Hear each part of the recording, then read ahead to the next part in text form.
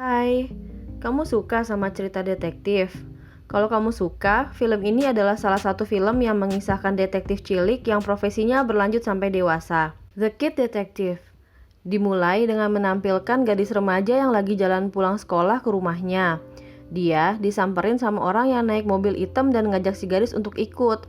Awalnya gadis tadi nggak mau ikut, tapi akhirnya dia ikut juga.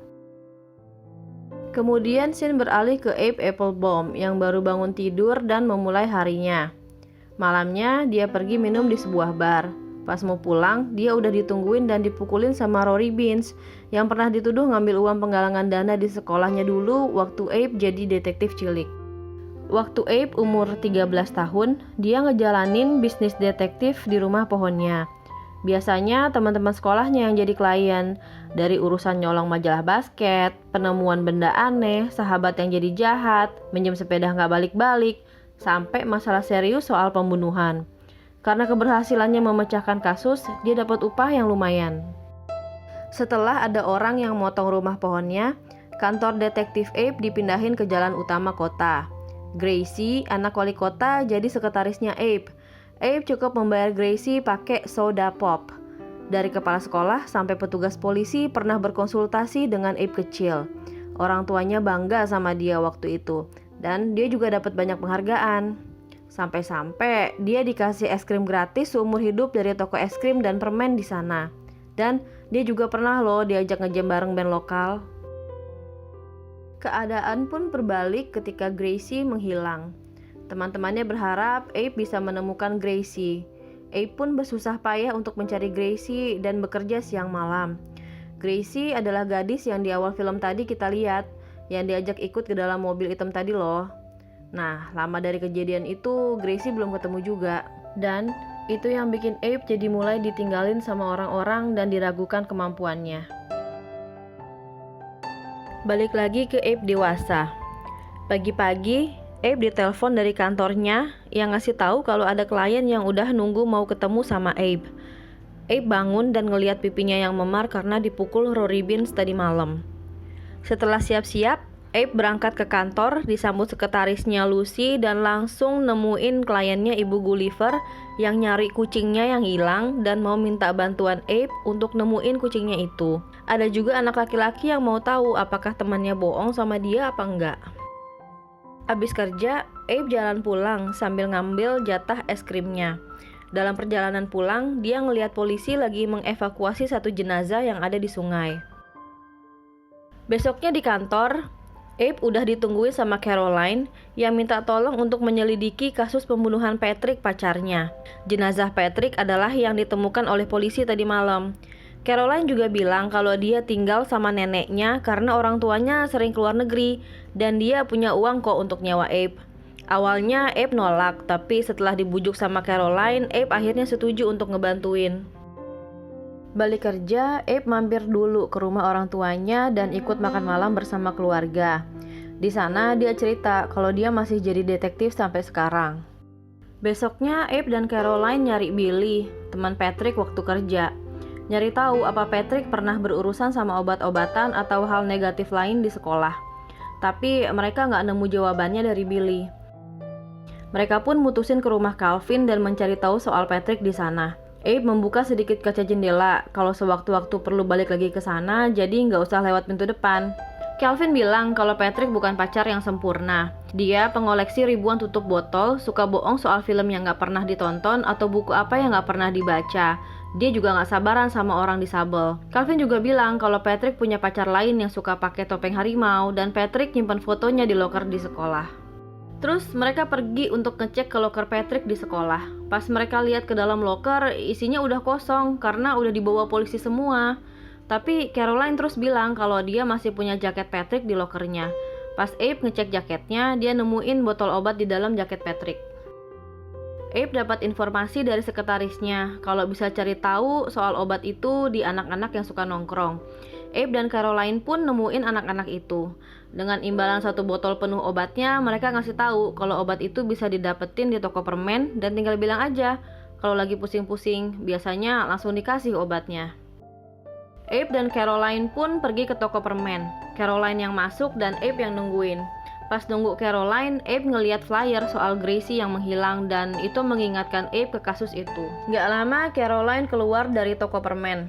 Dia gak dapetin apa-apa, mungkin Abe dibohongin tadi.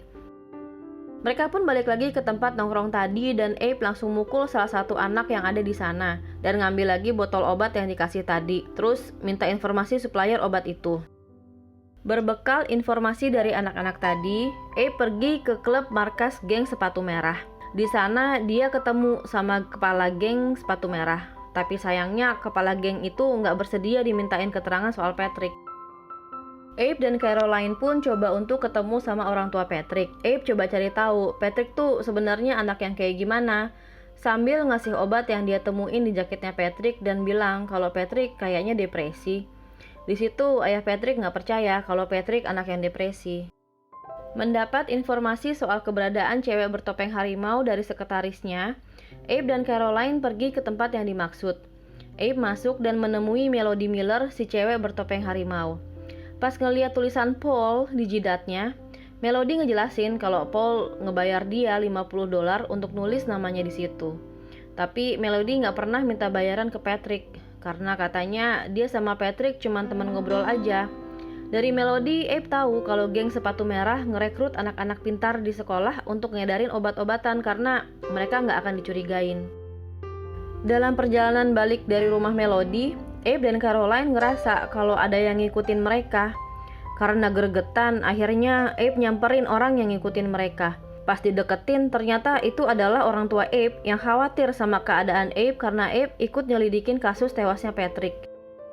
Abis itu Abe nemuin kepala sekolah, Bapak Ellis Erwin. Pak Ellis bilang kalau seminggu sebelum Patrick meninggal, Patrick ada masalah sama salah satu temannya. Pak Ellis lupa siapa namanya. Orangnya agak gemuk gitu katanya. Abe bilang, mungkin itu bisa jadi Calvin. Abe pun nyelinap masuk ke rumah Calvin dan ngecek ke kamarnya Calvin. Di sana dia coba untuk masuk ke komputer Calvin, tapi komputernya di password. Abe coba ngecek lacinya untuk nyari passwordnya, malah nemuin surat yang isinya puisi untuk Caroline.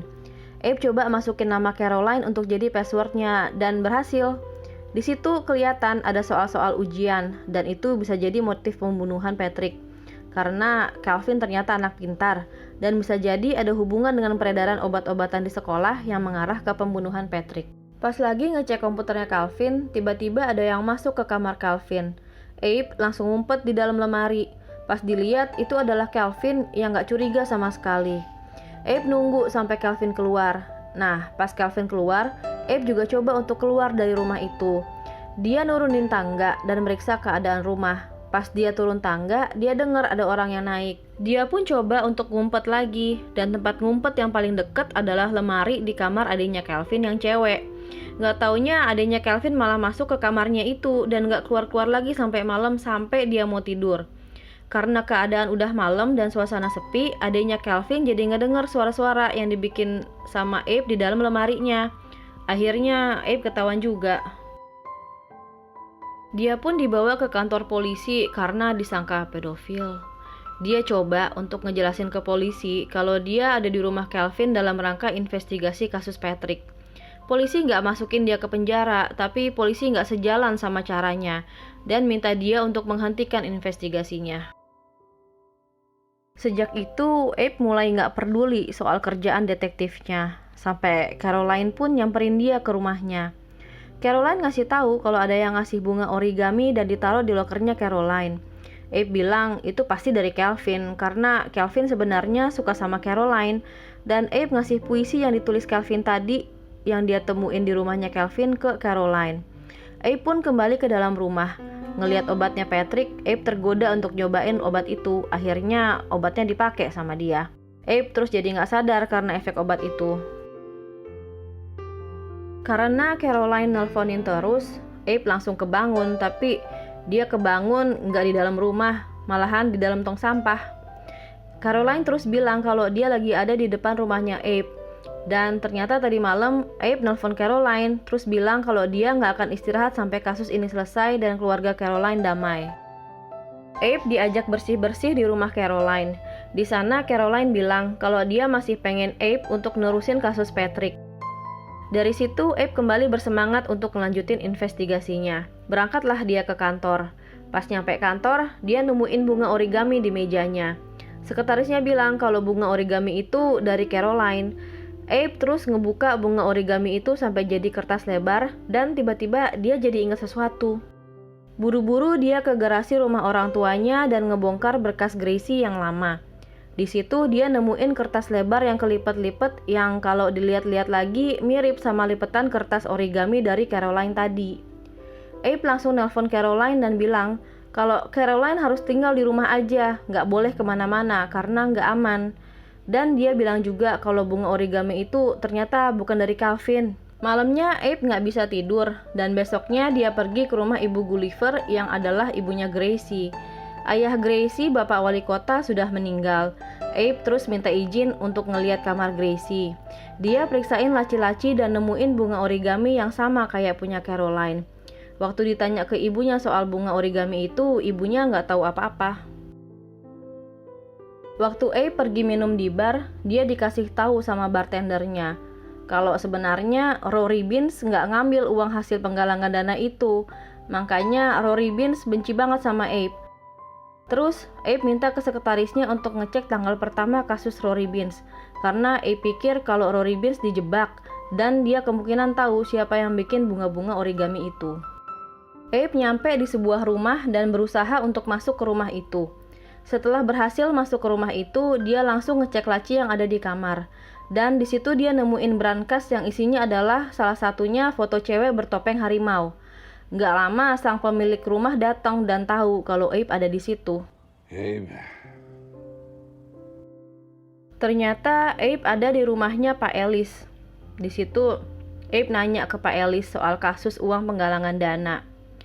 Pak Ellis waktu itu nemuin uangnya ada di meja kerjanya di sekolah. Abe akhirnya jadi salah, nuduh Rory Beans yang ngambil. Padahal ya Pak Ellis itu sendiri yang cuma mau ngetes skill detektifnya aja dan nyari tahu cara kerja dan cara pikir Abe. Seminggu setelah kejadian pencurian penggalangan dana itu, Gracie diculik.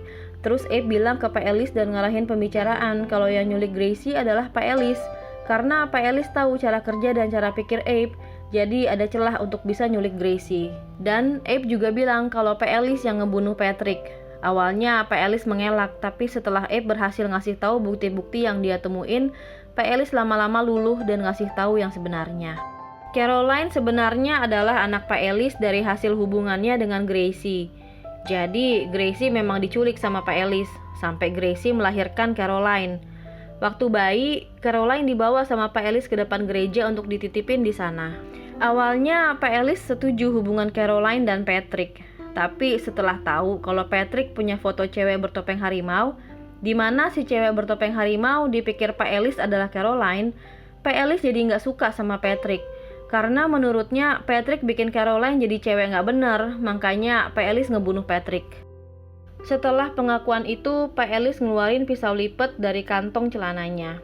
Abe pikir Pak Ellis bakalan nusuk Abe, tapi ternyata dia nusuk jantungnya sendiri. Pak Ellis pun akhirnya meninggal. Abis itu Abe ngambil soda pop yang ada di kulkas di sana dan engah kalau soda pop kan minuman kesukaan Gracie. Abe pun ngebuka jendela, dia lihat ada gubuk di belakang rumah. Terus dia pergi ke gubuk itu dan ngebuka pintunya. Ternyata di sana ada Gracie yang masih hidup. Abe langsung nelpon ibu Gulliver dan ngabarin kalau Gracie udah ketemu. Setelah Gracie ditemuin, hal itu jadi berita nasional selama seminggu dan bikin Abe jadi terkenal. Dia disebut sebagai detektif cilik yang pantang menyerah. Gubernur ngasih dia medali, Rory Beans udah mau salaman sama dia. Ibu Gulliver nyebut dia pahlawan. Penduduk kota balik lagi jadi ngehargain dia. Kantor detektifnya jadi rame ditungguin klien yang ngantri. Abe pun ketemu sama Caroline untuk pertama kalinya setelah kejadian penemuan Gracie itu. Sepulangnya Abe di rumah, orang tuanya datang nengokin Abe dan bilang kalau mereka bangga sama Abe. Scene pun diakhiri dengan Abe yang menangis terharu karena akhirnya dia berhasil nemuin Gracie. Itulah tadi film The Kid Detective yang cukup menarik dengan plot twist yang bikin gak habis pikir. Dari film itu, kita bisa ambil sisi positif Abe Applebaum yang pantang menyerah dan konsisten dalam mengungkap setiap kasus, sehingga akhirnya dia memperoleh pengakuan dari keluarga dan seluruh kota. Sampai di sini dulu ya video kali ini, dan kalau kamu suka sama videonya, bisa kasih like-nya. Kamu juga bisa kasih masukan untuk video ini di kolom komentar. Kamu bisa subscribe untuk ngeliat video lain di channel ini. Kamu juga bisa sekalian nyalain lonceng notifikasi untuk dapetin pemberitahuan kalau kita udah upload video-video terbaru. Sampai ketemu lagi di video selanjutnya. Dadah!